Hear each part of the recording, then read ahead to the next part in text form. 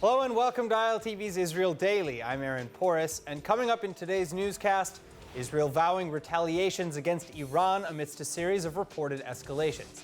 Meantime, Israel's High Court floating a controversial compromise in the Sheikh Jarrah eviction cases.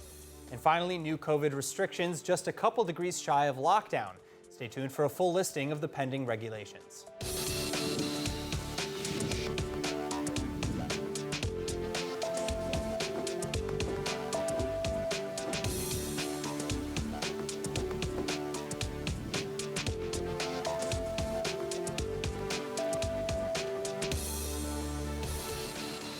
Beginning today with Iran, the Ayatollah regime appearing to step up their malign activities in the region with a series of new hijackings in the Gulf of Oman. Reports on Tuesday coming from at least half a dozen commercial ships off the coast of the United Arab Emirates, saying that they'd lost control of their steering under unclear circumstances. And though Tehran denies involvement, Iran's IRGC forces are again believed to be responsible, especially as these latest incidents come amidst heightened tensions between Tehran and the West. Israel, the United States, and the UK already blaming Iran for attacking an Israeli-owned oil tanker last Thursday, resulting in the deaths of 2 civilian sailors. Another attack for which Iran denies involvement. That said, מיד אחרי התקיפה האיראנית של הספינה, אנחנו שיתפנו את המודיעים שלנו עם ידידינו בארצות הברית, בבריטניה ובמקומות אחרים. לאף אחד אין ספק מי עומד מאחורי האירוע, אבל אנחנו סיפקנו גם ראיות קשיחות ליתר ביטחון. ובנושא האיראני בכלל, אנחנו פועלים לרתום את העולם, אבל במקביל יודעים גם לפעול לבד. איראן יודעת כבר את המחיר שאנחנו גובים כשמישהו מאיים על ביטחוננו. האיראנים צריכים להבין שאי אפשר לשבת בשלווה בטהרן ולהצית משם את כל המזרח התיכון. הדבר הזה נגמר. Prime Minister Bennett renewing vows to do everything within Israel's power to keep Iran's Ayatollah regime at bay, with or without help from allies like the United States. Bennett still lamenting, however, how diplomatic niceties and political correctness are apparently superseding what he deems to be common sense, particularly as Israel continues to blast the West for trying to re-enter a nuclear deal with Tehran's new and more extremist government. למרבה הצער, נציג של האיחוד האירופי מתכוון להשתתף בטקס ההשבעה של הנשיא האיראני החדש, ראיסי. ראיסי הוא הנשיא האיראני הכי קיצוני עד כה, והתחרות קשה. אני קורא מפה לאיחוד האירופאי. אי אפשר לדבר על זכויות אדם ובמקביל לתת כבוד לרוצח, תליין, שחיסל מאות מתנגדי משטר. מול איראן נאומים לא מספיקים. Now, continuing with Iran, the country's new president, Ibrahim Raisi, aka the hangman of Tehran, has been sworn in by the Supreme Committee. And he'll be fully initiated by the Iranian parliament tomorrow, thus officially starting a new administration in the Islamic Republic. But with the country suffering from rampant coronavirus infections, a horrible and worsening economic crisis, and pressures over its nuclear weapons program, Iran has yet to fully flesh out its new diplomatic policies. So what does all this mean for Iran and the world? Joining us to discuss is ILTV's resident regional expert, Asaf Nissan. Asaf, thanks so much for being with us again. Thank you so much. All right, so first of all, I want to start with the shipjackings, or these hijackings. Iran has been blamed for these recent attacks, but unlike last week's drone attack against the Israeli-owned ship on Thursday, this has not really been proven definitively that it was the IRGC. How do we know if the allegations against them are true? Well, we can't be sure per se if the attacks are Iranian officials or not, official attacks or not. We do know that the IRGC, the Iranian regime itself, has denied those attacks, and reports came out that there was no official involvement. But speaking of the attack on Oman, we actually have Defense Minister Benny Gantz, who issued a statement not long ago saying that the IRGC Air Force is responsible for those attacks. So thus we can't be sure, especially on those in Oman. So we can't be sure per se to say that Iran is in charge of it, but we do know that Iran has its hand all over it. So of course we can't be sure if we can't say per se if it's not or not. Well, so let's talk a little bit more about the IRGC. Ibrahim Raisi is now president. What changes are we, or operational or behavioral changes, are we likely to see, or can we expect from the IRGC and the Iranian proxies under the new Raisi administration? Well, the government itself hasn't been officially active yet, so we can't say per se what policies we will see, but we do see the proxies already in action. I mean, just this morning, 3 rockets were shot towards Israel from Lebanon when one of them failed, and 2, of course, passing over the border, 1 intercepted, and 1 hitting Kiryat Shmona. But that itself is just showing that the proxies themselves are already on rampant attacks, and the INSS actually released a report recently to President Herzog saying that the proxies themselves will be on the ground much more and will be much more proactive. And of course, the nuclear program will still run and will still continue. We won't see any changes from Iran at that point. So, I mean, you just mentioned how the INSS is saying that, either way, and I know that there's a report similarly from, I think, May from the Gatestone Institute, Exactly. which is also saying that with or without a deal, Iran is going to pursue this nuclear program. It is, and they claim that it is a military weapons program. So according to the reports that come out, why doesn't Iran seem too interested in returning to the JCPOA, especially because people say that it might solve their economic problems, at least? Well, on the first part, we won't see Iran coming back to the table because, again, since they are on the verge of a nuclear bomb, they don't feel that much obligated anymore to the JCPOA.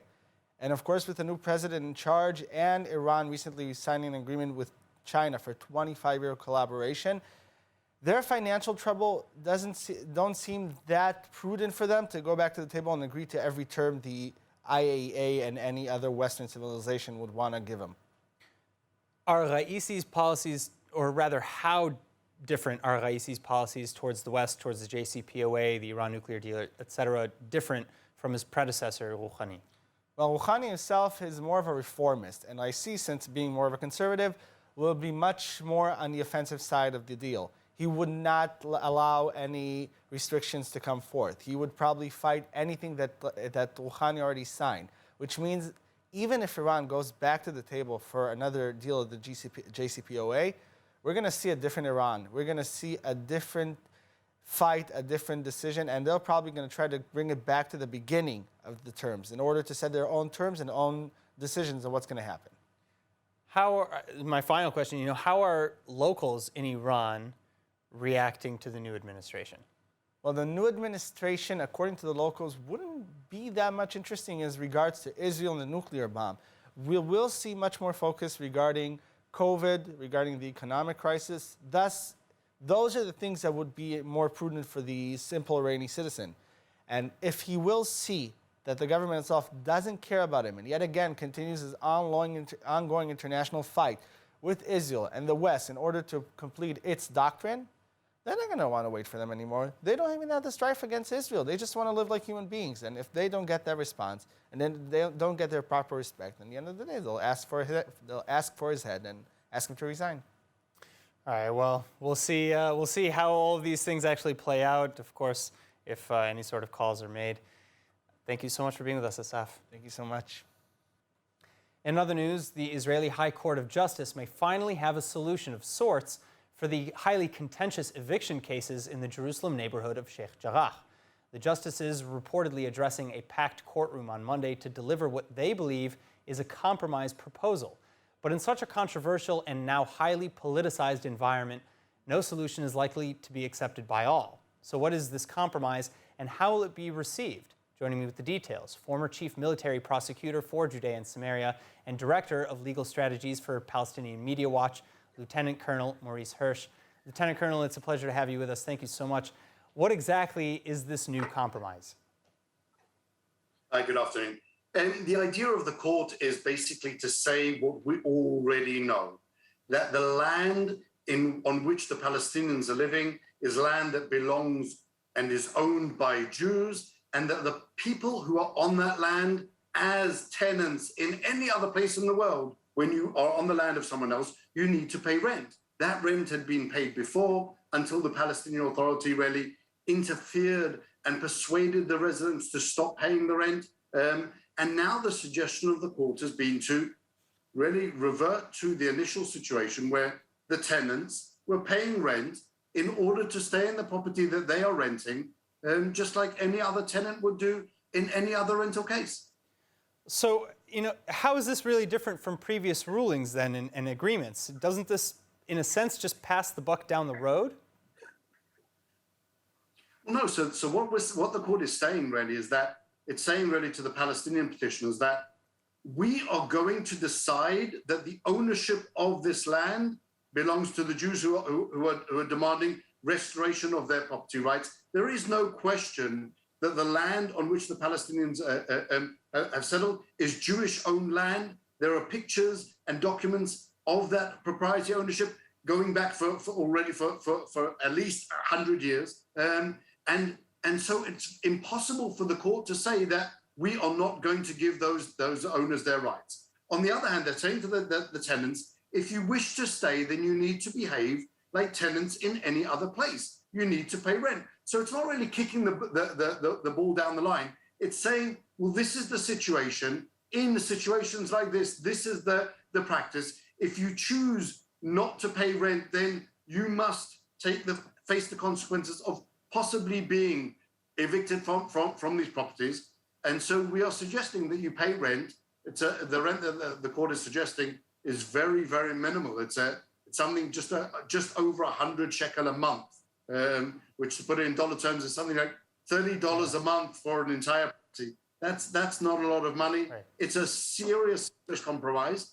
The problem is that the tenants pushed on by the Palestinian Authority still have their reservations from that suggestion because they refuse to accept the basic understanding that the land is owned by Jews. This goes back to the laws of the Palestinian Authority. So prohibit Jews.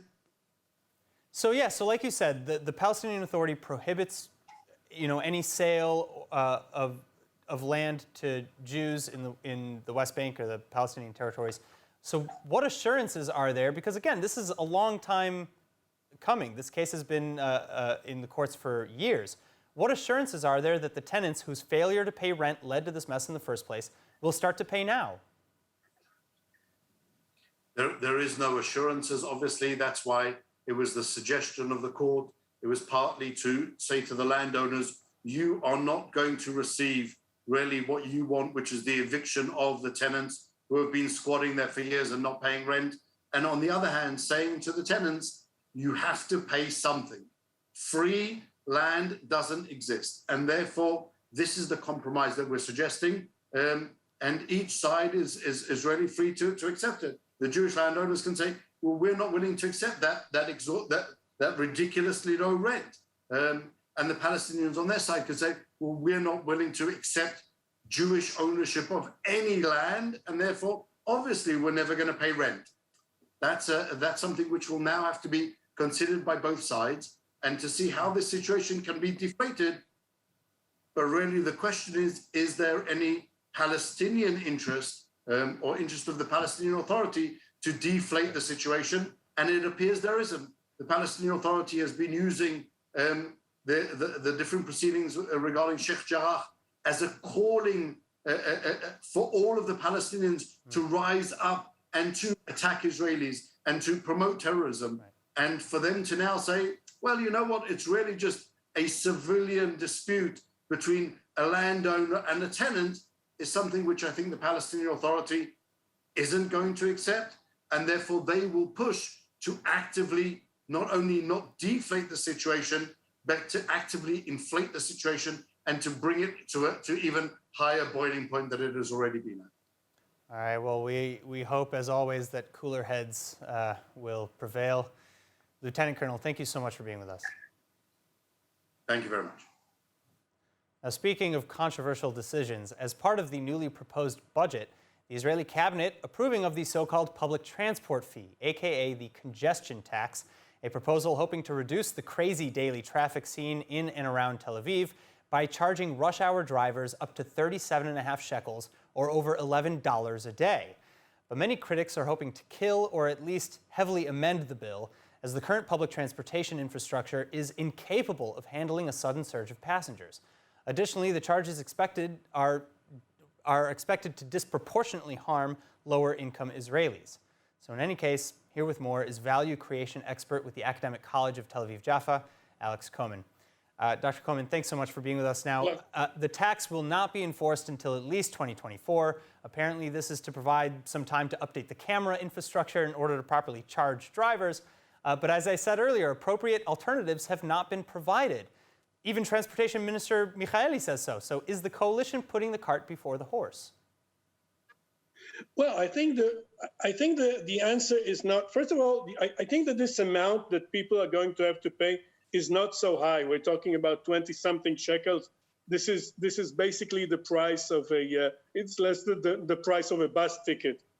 But I also think that the government must change its priorities, and I think it is good for Israel that people exactly. If I'm looking at this image of this terrible gridlock, it is good for people to come into the center of Israel using public transportation. And now this requires more trains, and I think this can be done. We've had some very clumsy management of the extension of the rail infrastructure and the bus infrastructure, but I think that these things can be managed. I do not think that we should lose hope. So you can have bigger trains, more effective trains. And as a result, rather than looking at this gridlock, and by the way, the gridlock is not just a problem of money paid by people driving into Tel Aviv to work in Tel Aviv.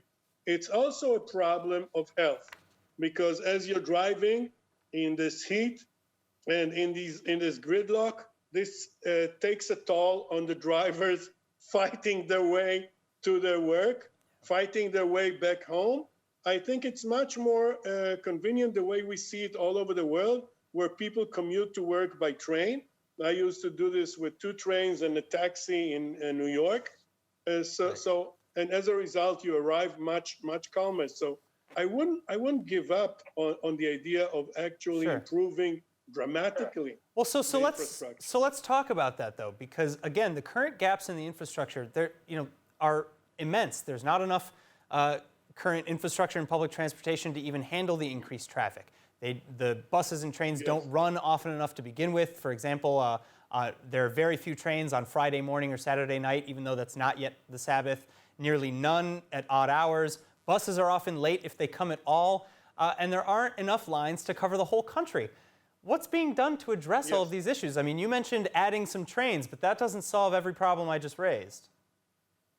No, it's not a silver bullet that will solve. But let me tell you something. When I look at the economy, I see a pendulum. Israel started as a socialist country, which means that very few people had cars in Israel, if I'm thinking about the 60s, 70s, etc. And then Israel moved into capitalism, which is a good decision. But as we moved into capitalism, we gave up on the idea that the country should take care of its citizens. Because buses were very abundant, were very frequent, very punctual, and I used to travel a lot on buses, whether it was to my military service or later on as a student.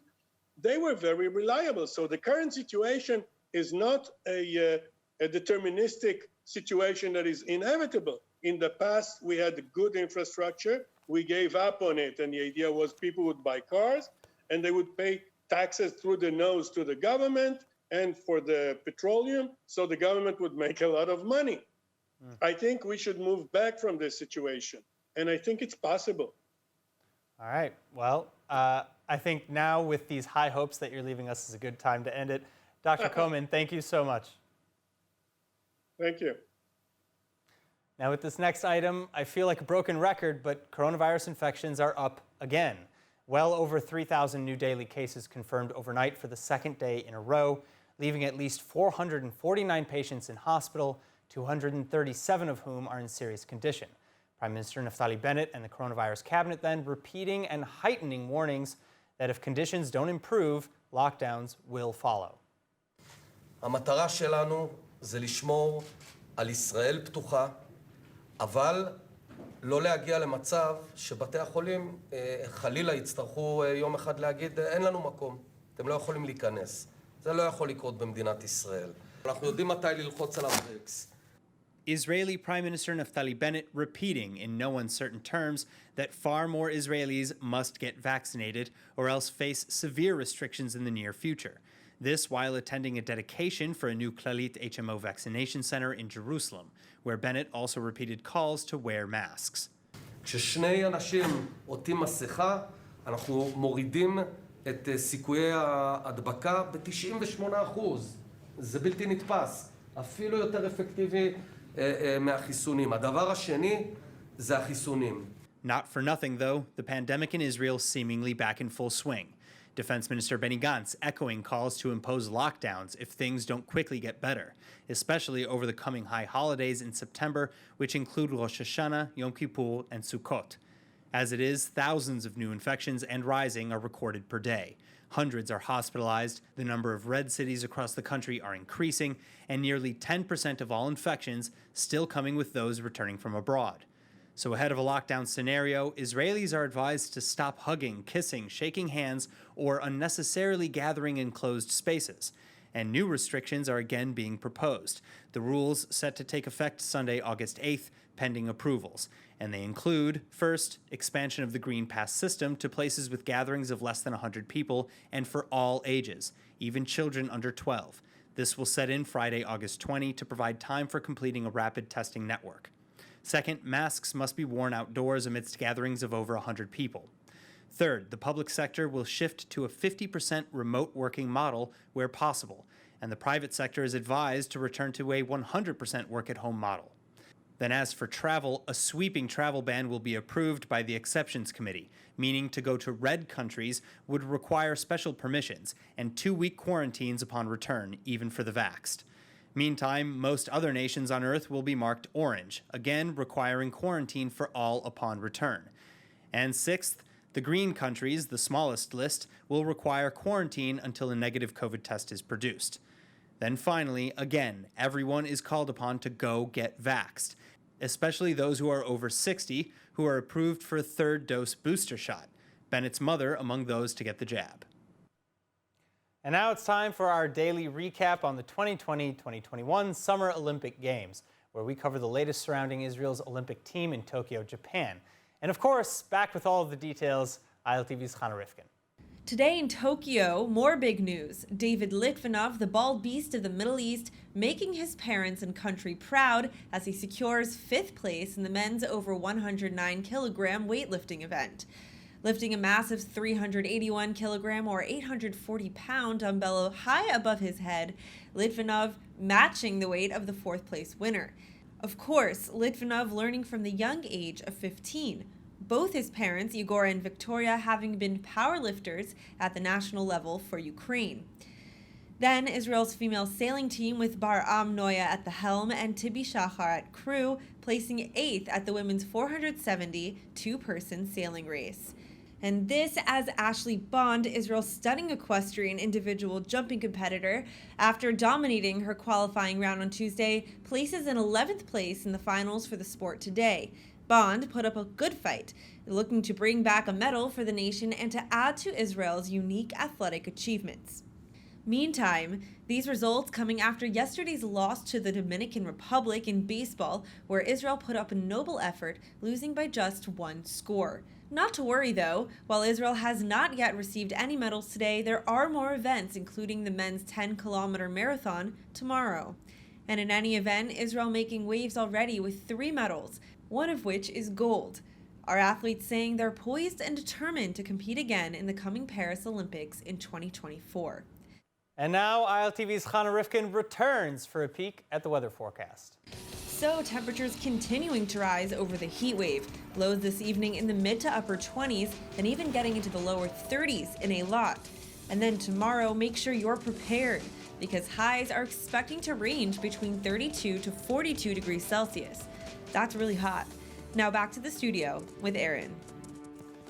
All right, that is it for today's news. Today's exchange rate is 3.21 shekels to the American dollar and 2.56 shekels to the Canadian dollar. Finally, for the latest updates and news from ILTV, please like ILTV on Facebook, follow us on Instagram, and subscribe to our YouTube channel as well as to our newsletter at iltv.tv. I'm Aaron Porras. Be well. Thank you so much for watching.